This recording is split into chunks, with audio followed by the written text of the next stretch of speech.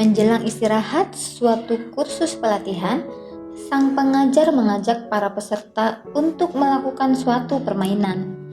Siapakah orang yang paling penting dalam kehidupan Anda? Pengajar pun meminta bantuan seorang peserta maju ke depan kelas dan mulai melakukan permainan itu. Silakan tulis 20 nama yang paling dekat dengan kehidupan Anda saat ini. Peserta perempuan itu pun menulis 20 nama di papan tulis. Ada nama tetangga, teman sekantor, saudara, orang-orang terkasih, dan lainnya. Kemudian pengajar itu menyilakan memilih dengan mencoret satu nama yang dianggap tidak penting. Lalu siswa itu mencoret satu nama tetangganya. Selanjutnya pengajar itu menyilakan lagi siswinya mencoret satu nama yang tersisa. Dan siswi itu pun melakukannya. Sekarang ia mencoret nama teman sekantornya, begitu seterusnya. Sampai pada akhirnya di papan tulis hanya tersisa 3 nama. Nama orang tuanya, nama suami, serta nama anaknya. Di dalam kelas tiba-tiba terasa begitu sunyi. Semua peserta pelatihan mengalihkan pandangan ke pengajar. Menebak-nebak apa yang selanjutnya akan dikatakan oleh pengajar itu. Ataukah selesai sudah, tak ada lagi yang harus dipilih?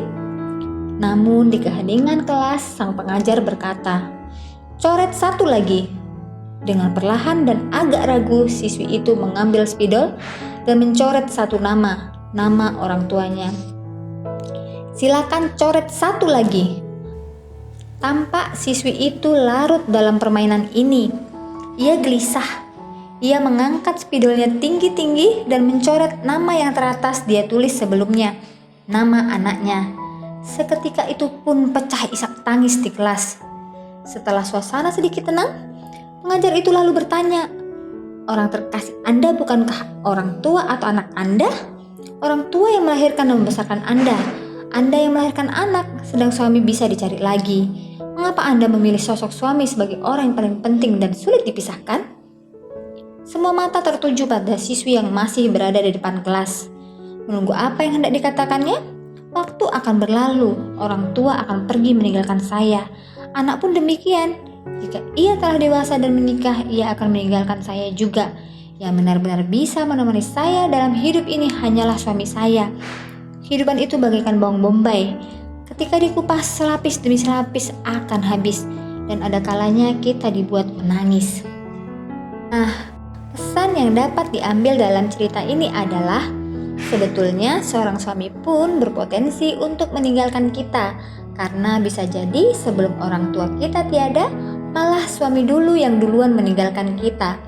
Jadi berusahalah untuk tidak mencintai siapapun secara berlebihan. Karena orang yang Anda sayangi itu hanya titipan Tuhan untuk kita jaga sampai saatnya Tuhan memanggilnya lagi bersamanya. Jika saat itu tiba, kita tak perlu merasa sedih karena Tuhan adalah pemilik sejati orang yang kita sayangi.